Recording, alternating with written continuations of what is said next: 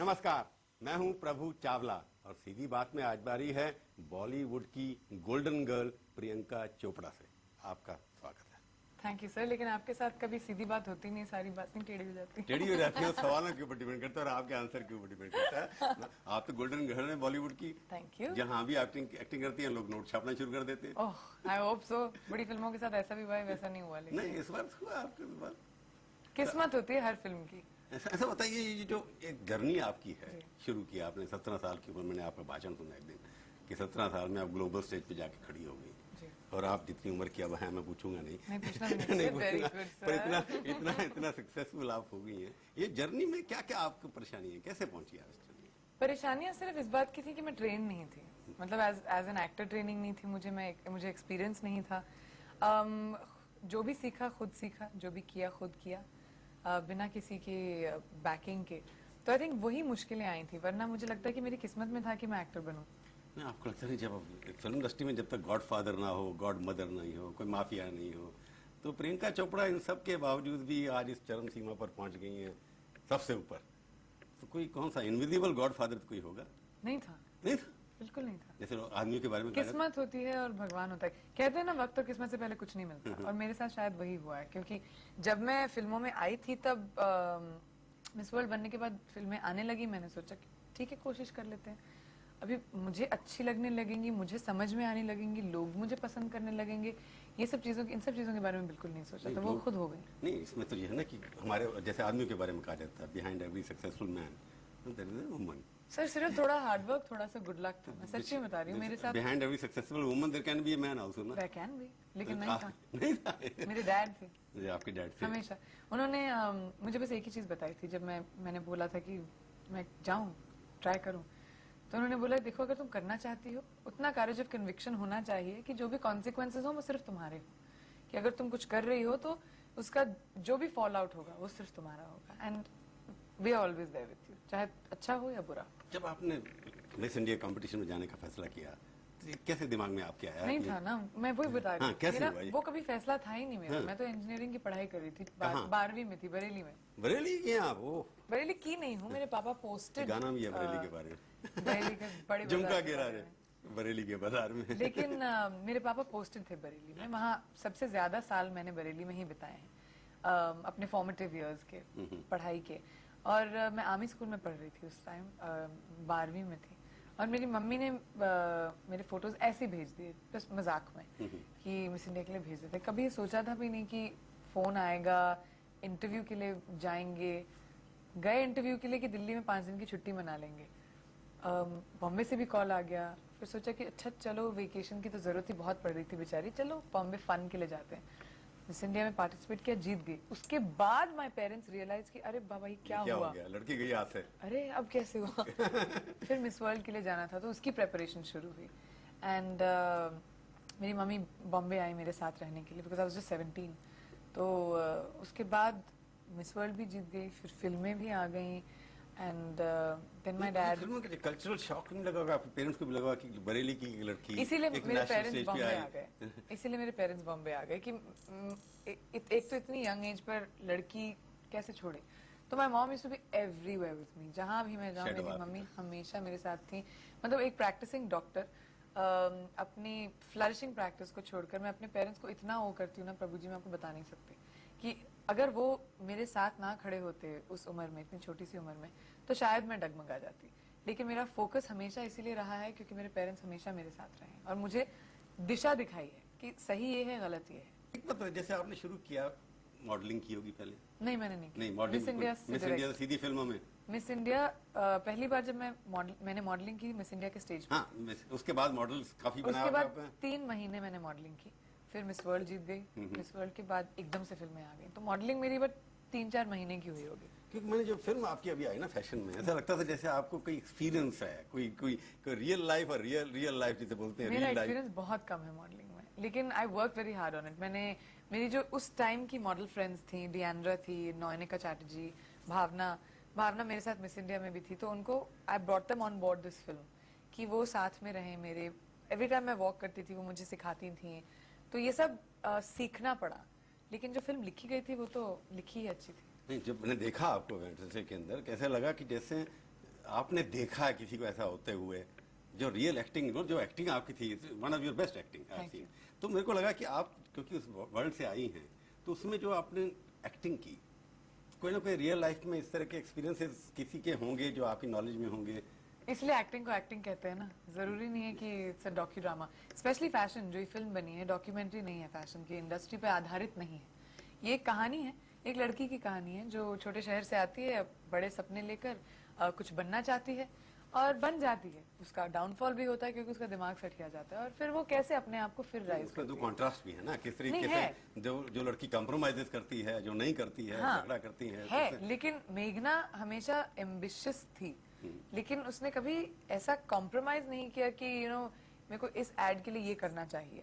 उसके साथ जिंदगी में बहुत कुछ बहुत जल्दी हो गया, कुछ महीनों में ही। तो जो कैरेक्टर था मैंने ऐसा देखा नहीं है, क्योंकि मैंने भी बहुत कम वक्त बिताया है, तो मैं भी अभी अपने आप को ही समझ रही हूँ। लेकिन आई थिंक मधुर जिस तरह के डायरेक्टर हैं, उन्होंने बहुत अच्छे से इस कैरेक्टर को लिखा था। हम लोगों की बहुत बातें हुई हैं, मैं स्क्रिप्ट पे राइटर्स के साथ, अनुराधा निरंजन दोनों के साथ बैठी हूँ, तो कैरेक्टर को फ्लैश आउट हमने बहुत अच्छे से मधुर जब भी कुछ करते हैं रियल लाइफ से थोड़ा कुछ ना कुछ होता है, वो उनकी इंस्पिरेशन हो गया। उनका रियल लाइफ देख करके रिसर्च करते हैं, काफी कुछ करते हैं। जैसे भी आप उनकी फिल्म देख लें, फैशन से पहले भी जो फिल्में आई हैं, पर जब आपको रोल दिया था तो उनके दिमाग में आपको जब आप स्क्रिप्ट देखी तो क्या सोचा कि आप ये रोल कर सकती हैं इस तरह का? उन्होंने यही सोचा होगा, इसलिए तो मेरे आपके पास नहीं, मैंने सोचा था कि मैं नहीं कर पाऊंगी। मुझे 6 महीने लगे मधुर को कन्विंस करने के लिए।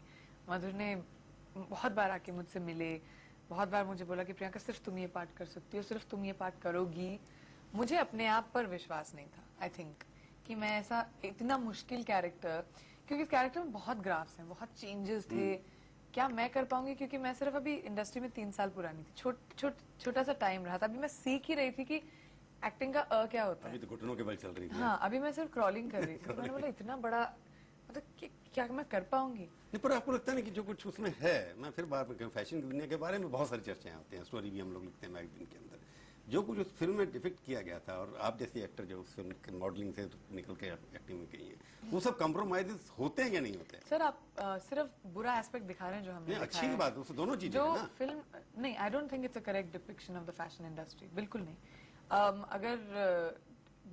अगर वो करेक्ट डिपिक्शन होती तो मेघना माथुर की कहानी नहीं होती ना। तो मेघना माथुर एक रियल लाइफ कैरेक्टर है, एक कम्प्लीटली फिक्शनल कैरेक्टर है, किसी की जिंदगी पर आधारित भी नहीं है।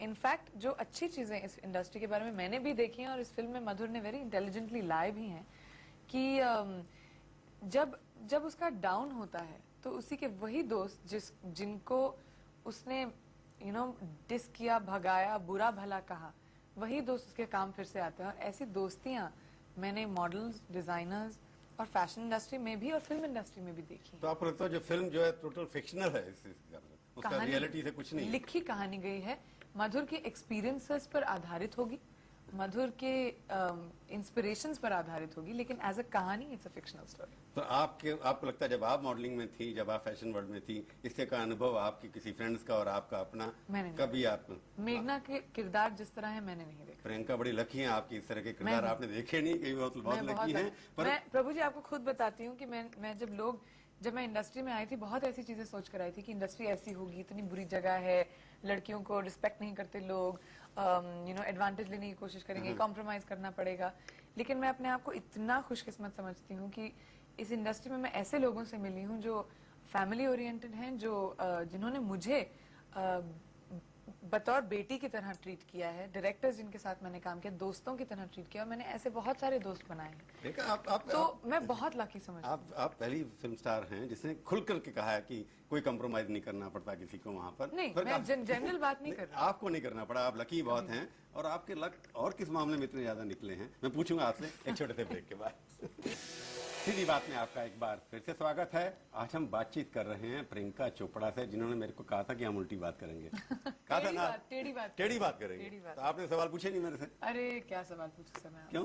अच्छा आप बताइए, आप अभी हेड जर्नलिस्ट हैं इतने बड़े इंस्टीट्यूशन ऑलमोस्ट के, जो एक बहुत रिस्पेक्टेड कंपनी है, अब आप मुझे बताइए, जब आप यहाँ तक पहुंचे आपको कितनी मुश्किलें हुई और आपको कितने कॉम्प्रोमाइजेस करने पड़े? नहीं, मेरे को जर्नलिज्म में कोई कम्प्रोमाइज नहीं करता, हमसे लोग नहीं, कम्प्रोमाइज मतलब करते अपने उसूलों से हैं। असूलों से कोई कम्प्रोमाइज आज तक नहीं अपनी किया मैंने। जिंदगियों से, मतलब चीजों से। देखो जैसे आपने हर कभी जिंदगी में कॉम्प्रोमाइज होता है। कम्प्रोमाइज जर्नलिस्ट के लिए अगर कम्प्रोमाइज कर दिया तो स्टेज पे नहीं पहुंचा, जैसे आप स्टेज पे पहुंची हैं।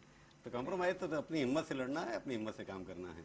पर तो मेरे को एक बात बताइए, जब आप फिल्म इतनी सक्सेसफुल, आपने एक द्रोणा की और इसके बाद फैशन की, दोस्ताना की आपने, उसके बाद आपको लगा कि हर फिल्म के लिए जब रोल करती हैं आप तो स्क्रिप्ट पहले पढ़ती हैं? जी, ऑफ कोर्स। तो किस तरह की फिल्म आपको लगता है कि आप या हर किस्म के रोल करने के लिए तैयार हैं आप? नहीं, मैं हर किस्म के पार्ट्स करना चाहती हूँ, लेकिन मैं फिल्में वही लेती हूँ जो अगर बनती तो मुझे देखने का शौक होता। और मेरे लिए मेरी हर फिल्म मुगले आजम रही है, मेरी हर फिल्म क्लासिक रही है, क्योंकि जब मैं वो फिल्म्स करती हूँ ना, जब मैं सेट पर जाती हूँ मुझे लगता है कि आप हर फिल्म में अपने आप को मधुबाला मेरी हर फिल्म मेरे लिए क्लासिक है, कि चाहे वो चले ना चले, हर फिल्म की अपनी किस्मत होती है। एक एक्टर बहुत छोटा हिस्सा होता है एक फिल्म का, लेकिन मेरे हिसाब से मेरी हर फिल्म मेरे लिए इतनी जरूरी रही है। अब वो जब नहीं चलती तो दिल बहुत जोर से टूटता है मेरा। तो पर आप अपनी तरफ से मेहनत पूरी करते हैं फिल्म के, लेकिन तभी भी जब फिल्म नहीं चलती तो मतलब आप कितनी मेहनत करेंगे एक शो को सक्सेसफुल करने के लिए, लेकिन टीआरपी जीरो होगी तो दिल तो दुखेगा ना। नहीं, टीआरपी जीरो तो जब आप फिल्म करती हैं, मेरे को लगती है सक्सेसफुल फिल्म बनाने के लिए क्या क्या लगता है होना चाहिए? I think from an actor's point of view, आपके कैरेक्टर के तरफ 100% ऑनेस्टी होनी चाहिए। जब आप सोनिया या नेहा या जो भी प्रिया, जो भी कैरेक्टर निभा रहे हैं, तो लोगों को नहीं लगना चाहिए कि आप प्रियंका चोपड़ा हैं, उनको लगना चाहिए कि आप वो किरदार हैं। वो बहुत जरूरी है। एंड बाकी सारी चीजें जो जरूरी हैं वो रिलेटेबिलिटी होनी चाहिए एक पिक्चर में। आप भी ऑडियंस है, मैं भी ऑडियंस हूँ, हमें भी फिल्में देखने का शौक है। तो जब मैं फिल्म देखने जाती हूँ मुझे एक क्रिस्प और डिफरेंट कहानी देखने का मन करता है आजकल, कि मैं जब फिल्म देखने जाऊँ कुछ एंटरटेनिंग हो, स्लो ना हो, कुछ अलग हो, तो मैं वैसी फिल्में पिक करती हूँ। लगता नहीं कि एक क्या होता है, केमिस्ट्री भी कई बार फिल्म के अंदर होती है, हीरो और हीरोइन की बनती है उसके अंदर, उसकी वजह से कई चीजें, आई थिंक वो सब भी जिस तरह किरदार लिखे जाते हैं ना, वो बहुत जरूरी होता है। अगर कैरेक्टर्स अच्छे से नहीं लिखे गए हो, कहानी अच्छी, हर फिल्म की बैकबोन, स्पाइन उसकी कहानी है, स्क्रीन प्ले है, जिस तरह किरदारों को लिखा गया है, तभी तो एक्टर उसमें जिंदगी फूंक पाएंगे। जब किसी किरदार को चुना जाता है वो एक स्क्रिप्ट होती है जिनको मिला कैरेक्टर के हिसाब से। पर मैं देखा कि केमिस्ट्री दोनों में अगर अच्छी बनती है फिल्म, वो भी सक्सेसफुल काफी हो जाती है। अब तो फिल्में ऐसी हैं जिसके अंदर लोगों का कहना चाहिए कि मेल डोमिनेटेड फिल्म ज्यादा है, पर पिछले कुछ एक साल से लगता है कि फीमेल भी कैन कैरी द फिल्म। जी, इसका कारण क्या है? कि पहले तो लगता था कि शाहरुख खान जिस फिल्म में होगा सक्सेसफुल, आमिर खान जिस फिल्म में होगा सक्सेसफुल, या अक्षय कुमार जिस फिल्म में होंगे सक्सेसफुल। अब लगता है प्रियंका चोपड़ा होगी तो भी सक्सेसफुल हो जाएगी।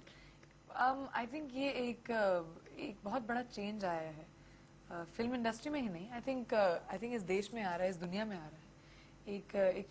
एक छोटी सी बात जो आपको पहले इरेलीवेंट लगती थी, उसको आज हम बड़ी बात बना सकते हैं। जिस तरह की फिल्में आजकल चल रही हैं वो नेसेसरीली कन्वेंशनल कमर्शियल पिक्चरें नहीं है। फिल्में जिनकी कहानियां इंटरेस्टिंग हैं, फिल्में जिसके किरदार इंटरेस्टिंग हैं, वो चल रहे हैं आजकल। एंड आई थिंक बहुत बड़ा एग्जाम्पल था, मैं भी बहुत डरी थी जब मैंने फैशन किया था, क्योंकि मेन लीड कैरेक्टर फैशन का एक लड़की थी, सपोर्टिंग कास्ट लड़कियां थी, और लोग पसंद करेंगे फिल्म को। डर था आपके मन में? बहुत डर था कि लोग कहते हैं कि फीमेल ओरिएंटेड फिल्में नहीं चलती, लेकिन पिक्चर ने बहुत बड़ी इनिशियल भी ली और it made a lot of money, it was successful, critically acclaimed. तो that just goes to show कि ऑडियंस कुछ नया एक्सपेरिमेंटल देखने के लिए तैयार है, एंड वैसी फिल्में आजकल बन रही हैं। जिस एक्टर के साथ आपने शुरू किया, आपने जिसके काफी फिल्में अच्छी हुई, अक्षय कुमार, उसके साथ फिल्म कोई नहीं आ रही है आपकी, तो कोई पर्सनल रीजन है? मैं ज्यादा सर मेरा तो कोई रीजन नहीं अभी तक। हर किस्म की बात है, आपने कहा कि मीडिया को ब्लेम किया लोगों के लिए कि मीडिया एग्जैजरेट कर देते कुछ चीजें, पर होता है कई बार कि एक इमेज बन जाती कि ये अक्षय और प्रियंका एक अच्छा रोल में बनेंगे, इस तरह से आपका भी एक नाम था, तो उसका क्या कारण है, क्यों? अभी तक तो मेरे पास कोई ऐसी फिल्म नहीं आई है जिनमें मैं अक्षय को बहुत एडमायर करती हूँ। मेरी पहली कुछ फिल्में मैंने उनके साथ की, उनसे मैंने बहुत कुछ सीखा है, पंक्चुअलिटी, डिसिप्लिन, हंसमुख भी लेकिन as a young budding actor मैंने उनसे बहुत कुछ सीखा। मैं उनको बहुत रिस्पेक्ट करती हूँ और बहुत क्रेडिट भी देती हूँ कि आज मैं जहाँ हूँ, जिस तरह हूँ, काफी कुछ उनकी वजह से हूँ। लेकिन काम क्यों नहीं कर रहे हैं हम लोग? अभी तक ऐसी कोई फिल्म नहीं आई है जहाँ पे मुझे लगे कि ये फिल्म करनी चाहिए। मैं अपनी फिल्में बेस्ड ऑन को एक्टर्स कभी नहीं करती। अगर कोई आपको ऑफर करे कि इनके साथ करना है, व्हाई नॉट? अभी तक ऐसी इस तरह की ऑफर कोई नहीं आई कि आपको कोई परहेज नहीं है उनसे मुझे साथ काम कभी कोई करने? परहेज नहीं। क्योंकि आपकी रिलेशनशिप के बारे में बहुत चर्चा होती रहती है लड़कियों के बारे में। मेरी तो हर चीज के साथ रिलेशनशिप, हर इंसान के साथ इतने सेलिब्रेट हैं तो आपकी हरमन ववेजा क्या हनु सबके साथ मेरा रिलेशनशिप बन जाता है, बिगड़ जाता है। लेकिन मेरा एक बहुत सिंपल उसूल है कि मैं सेलिब्रिटी जरूर हूँ और जो ऑडियंस है, मैं एक सोशल पर्सनालिटी हूँ। लोगों को डेफिनेटली हक है कि वो मेरे बारे में जाने। चलिए 90% तक मैं आपको देती हूँ। I'll tell you everything about myself. 10%। लेकिन एज ए ह्यूमन बीइंग इतना तो मेरा हक बनता है कि मैं अपने पास रखूं, और वो हिस्सा जो है वो मैं अपने पास रखूं। मतलब ये जो पर्सनल है, अभी तक आप प्रियंका चोपड़ा अभी मिसेस किसी की बनने की तैयार नहीं थी जल्दी? नहीं प्लीज। क्यों?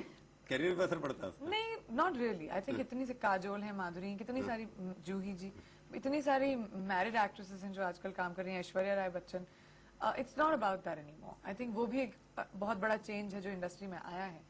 लेकिन mentally as a girl mentally prepared भी होना चाहिए कि मैं शादी के लिए तैयार हूँ। या उस तरह का लड़का नहीं मिला आपको अभी तक? वो भी बहुत दिखाई नहीं दिया? थोड़ा सा टेक्निकल प्रॉब्लम है, देखो, लड़का नहीं मिला। वो भी थोड़ा जरूरी पॉइंट है। नहीं, वो थोड़ा है बस। आई थिंक सबसे जरूरी बात as a working woman, independent woman of today is कि आपको मेंटली रेडी होना चाहिए कि देखो, अब I want to switch gears in my life. मैं इस एक ऐसे पॉइंट पे पहुंचना चाहती हूँ जहाँ पे मैं बहुत खुश हूँ अपनी जिंदगी से, कि मैं अपने करियर से, अपने काम से, कि अब मैं गियर बदल के घर जाऊँ। सीधी समझो, अगर कोई अच्छा लड़का मिला तो शायद प्रियंका चोपड़ा सोचे। इमीडिएटली नहीं, अभी नहीं, इमीडिएटली नहीं। अगर कोई अच्छा लड़का मिले तो उसको इंतजार करना पड़ेगा। चलो, और क्या क्या करवाएंगे आप लोगों से मैं पूछूंगा एक ब्रेक के बाद, और आपसे पूछूंगा 5 तीखे सवाल। सीधी बात में आपका एक बार फिर से स्वागत है। आज हम बातचीत कर रहे हैं गोल्डन गर्ल प्रियंका चोपड़ा से, और मैं पूछूंगा उनसे सीधे 5 तीखे सवाल। प्रियंका जी, अगर आप एक्टर नहीं होती तो क्या होती? इंजीनियर होती। इंजीनियर होती? किस? Civil engineer? घर बनाती हैं? एरोनॉटिकल इंजीनियर, प्लेन्स बनाना चाहती थी मैं। तो पैसेंजर से क्या होता है? बहुत कुछ अच्छा होता है सर। आप क्या मेरे को क्रेडिट नहीं दे रहे? तो आप भी देखिए, आप भी स्टीरियोटाइप में घुस गए ना, क्योंकि मैं एक्ट्रेस हूँ। नो एक्ट्रेस तो मैं सेफ रहते ना लोग, आपको देखते हैं, जहाज को देखते हैं। मेरी जहाज भी उतनी अच्छी होती है। अच्छा, अगर आपको आज दो एक्टर, फीमेल एक्टर की ऑफर हो एक ही फिल्म के लिए, शाहरुख खान, अक्षय कुमार, किसको चूज करेंगे आप? Very difficult. शाहरुख खान है somebody I have admired जब से मैं 9 साल की थी। वो मेरे आइडल रह चुके हैं हमेशा। अक्षय somebody जिनके लिटरली कंधों पर चढ़कर मैं आज जहाँ पहुंची हूँ वहाँ पहुंची हूँ। तो एक बहुत मुश्किल सवाल होगा, पिक करना बहुत मुश्किल। जो ड्रीम रोल हो, जो आप करना चाहती हैं। अभी तक मुझे वक्त नहीं मिला है कि मैं इतना इम्पोर्टेंस दे सकूं इस प्रोसेस को, क्योंकि जो हर फिल्म मैं करती हूँ, मैंने जैसे आपको बताया मेरे लिए मुगले आजम होती है, तो मेरी हर फिल्म मेरे लिए बड़ी अच्छी होती है। अभी मैं विशाल भारद्वाज की कमीने कर रही हूँ। और कमीने, सर मैं आपको व्यूज नहीं कर रही, पिक्चर का टाइटल है। नहीं, वो फिल्म को कह रही हैं आप, मेरे को नहीं। फिल्म को इस तरह का भी रोल करते हैं जिसमें कमीने होते हैं। सारे लोग कमीने हैं उस फिल्म में, तो नाम आसान बना दिया ऑडियंस। तो और व्हाट्स योर राशि, जो आशुतोष गोवारिकर की फिल्म है, और दोनों बहुत ही इंटरेस्टिंग पार्ट्स हैं। फिल्म इंडस्ट्री छोड़ के कुछ अच्छा प्रोफेशन ऑफर किया था, कौन सा चुनेंगे? फिल्म इंडस्ट्री बहुत अच्छा प्रोफेशन है सर। आप ऐसे में सवाल पूछिए, आप रिफ्रेज कीजिए अपना सवाल। क्या आप बिजनेस वूमन बनेंगे कि नहीं, जैसे आपकी बाकी बन रही हैं? कुछ भी बन, शिल्पा शेट्टी बन रही हैं। मुझे लगता है कि the world is my stage, और अगर मैं कुछ भी बनना चाहूँ मैं बन सकती हूँ। अभी तो आप फिल्म में एक्टिंग कर रही हैं, आपको और अच्छे रोल मिले, हमारे स्टूडियो में आए, बहुत बहुत धन्यवाद। Thank you very much. तो ये थी आज की मुलाकात। सीधी बात का ये कार्यक्रम आपको कैसा लगा? आप अपनी राय हमें ईमेल के जरिए भी भेज सकते हैं। हमारा ईमेल का पता है sb@aajtak.com। अगले हफ्ते आएगी बारी किसी और हस्ती की। इंतजार कीजिए तब तक, और देखते रहिए आज तक।